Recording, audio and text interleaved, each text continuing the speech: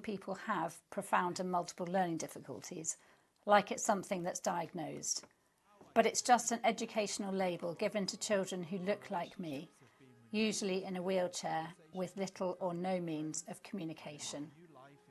Our cognition isn't tested before we get the label, but we are treated like we all have a profound intellectual disability. We're not taught to read or write because it's assumed we'll never learn. It's a self-fulfilling prophecy. We don't learn because we aren't taught.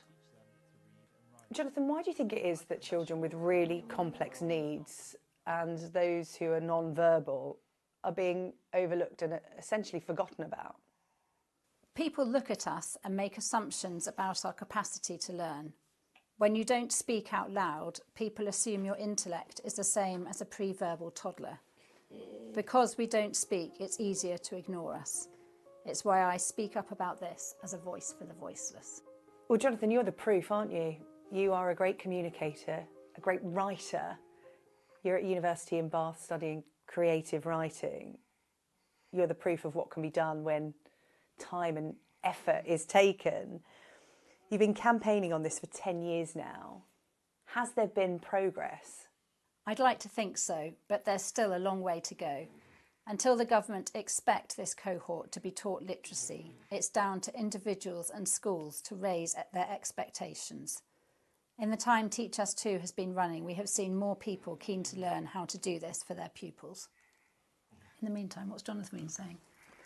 Very small progress, is what you just said there. Very small progress. You'd like to clarify very small progress. Very small progress.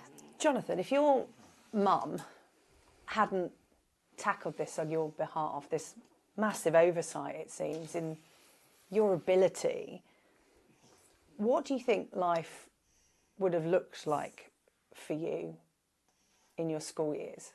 I'd rather not think about it. I'd be left to my own thoughts and unable to communicate everything I can now.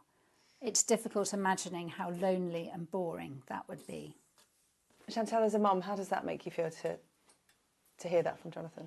You're actually the first person to ask that question to him, and it's really difficult hearing that answer. I suppose for me it's difficult hearing about it as a trustee of Teach Us 2 and thinking about all the other children who might be able to do this, were they taught to read and write, and it's really what spurns us on as a charity to try and change this. Deb, you've been by Jonathan's side for over a decade now,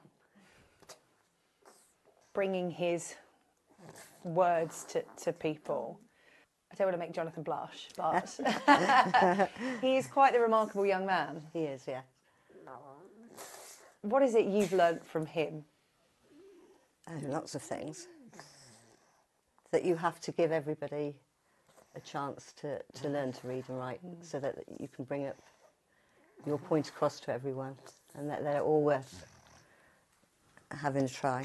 But just on a day-to-day level, you know, Jonathan is now, through this process, able to communicate exactly what he likes. Because I understand there was a love of baking, which you didn't quite understand until he was able to communicate to you just how much he loved to bake. Yes. Yeah, and his very wicked sense of humour. What? Yeah. Yeah. And how he says things sometimes that you don't know whether you can actually say out loud, yeah.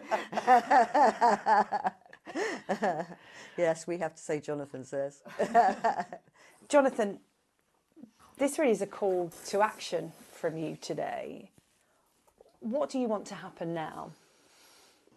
If you are a teacher watching this, please don't underestimate your pupils.